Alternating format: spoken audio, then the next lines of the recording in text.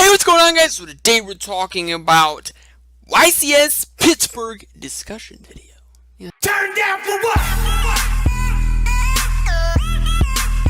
Turn down for what? Okay, so there's really three key points that I want to talk about when I'm talking about Ycs Pittsburgh and what happened at Ycs Pittsburgh.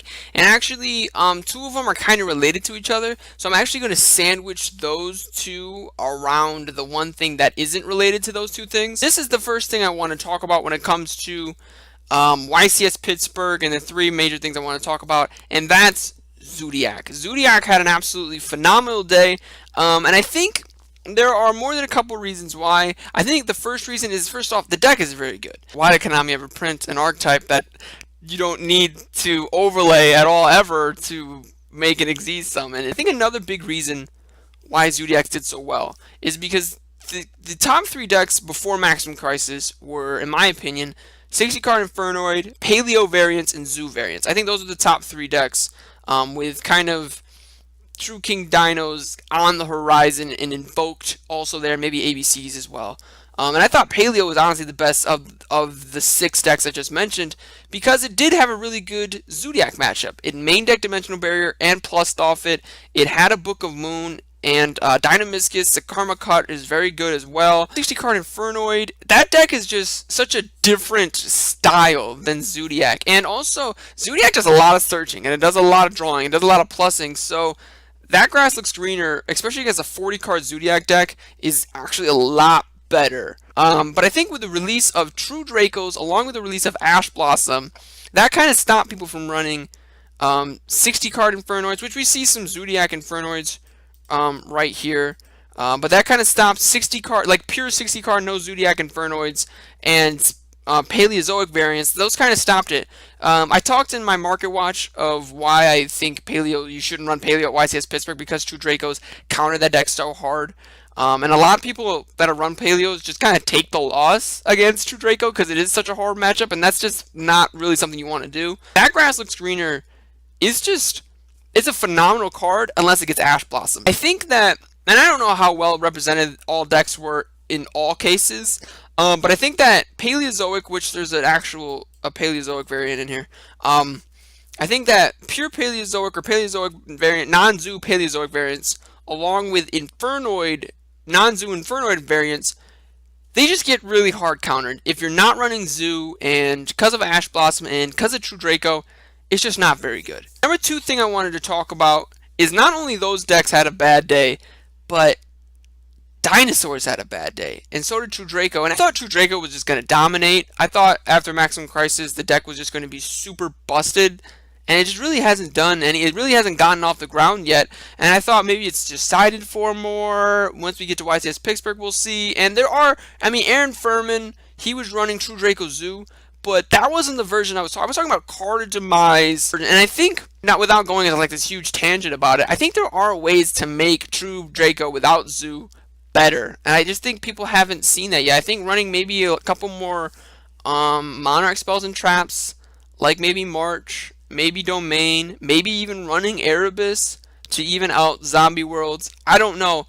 I don't know why the deck isn't just really doing too well, but it hasn't been. Number one topic, or the final topic I guess I wanted to talk about, is the word emergency ban list. Now, there was never one before, and there hasn't been one since, obviously, and it was, I believe, right after YCS, I think it was YCS Prague, there was either 28 or 30 tops by one variant of a deck, and it was Performances and Pals, Performa Pal Pendulums, or just Performa Pals. It was Pepe. It was a deck that, because, you know, all the cards, there are, I think I counted it one time, like 11 cards that are on the Forbidden and Limited list that were ran in that deck at 3 at the time. So that's 33 cards that were on the Forbidden and Limited list that were just flying around in that deck. And the other cards were also just really strong cards as well. And that's why it was considered an emergency ban list, because it was a ban list that was in response to a YCS. And the reason people are talking about it now is because A, Konami set the precedent that they're willing to do it. B, Zodiac in the last ban list, and I talked about the last ban list when it came out. I actually liked it because, you know, Emptiness got banned, Corinne got banned, cards came off. It was kind of cool, but Zodiac barely got touched.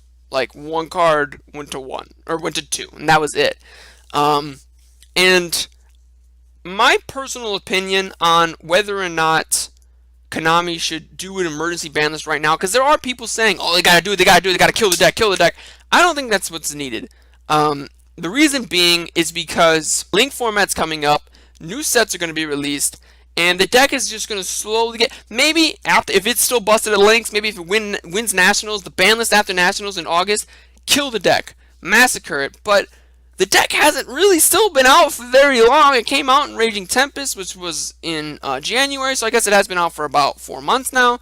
And yeah, every single deck is running, but these aren't pure. This isn't pure zoo, pure zoo, pure zoo. This is Kaiju Zoo and Paleozoic Zoo and Burnoid Zoo and Draco Zoo. And maybe you're like Peter Zhang, you run no trap cards and only hand traps. Maybe you run 4 hand traps because you don't want to draw a lot of them, and you run just a bunch of trap cards. Maybe you throw in a different archetype. Maybe you do this. Maybe you do that and the other. And I think there is creativity in the meta. That's what I'm trying to say. Now, hypothetically, if there was an emergency ban list, what would I think needs to get hit? I think that Rapier needs to get banned because that card's very poorly worded and made. Zodiac Barrage needs to get banned because it's essentially a one-card XZ, and it does. It's a one-card XZ in Zodiac, and with Rapier, it does a bunch more. I think MX Saber Invoker needs to get banned. I think Norden needs to get banned. I'm pretty sure Norden is on the Forbidden Limited list because of the emergency ban list. I think. It was either then or the ban list right after that that Norden went to the limited list. But he needs to get banned. He should have gotten banned when he first came out, and he needs to get banned. Continuing with the extra deck, Zodiac Broad Bowl and Zodiac Chakanine need to get hit because, in my opinion, those are the combo pieces. And then Zodiac Dryden. I think Norden and MX Saber Invoker should have gotten banned on the last. I don't know why they weren't banned on the last ban list anyway. But those 7 cards, those Zodiac would really kill the deck. I do not think that needs to happen, but I do think that if there was an emergency ban list, that would be how I would structure it. Let me know what you guys think. Do you think there needs to be an emergency ban list? Do you think that Pure True Dracos have become the new Mecha Phantom Beasts, where they're going to be super great, super busted, super hype, and now they just flopped? And are you surprised that Zodiac got all of the top 32 at YCS Pittsburgh? Let me know what you guys think in the comment section below. While you're scrolling down, don't forget to hit that subscribe button, but most importantly, have a great day.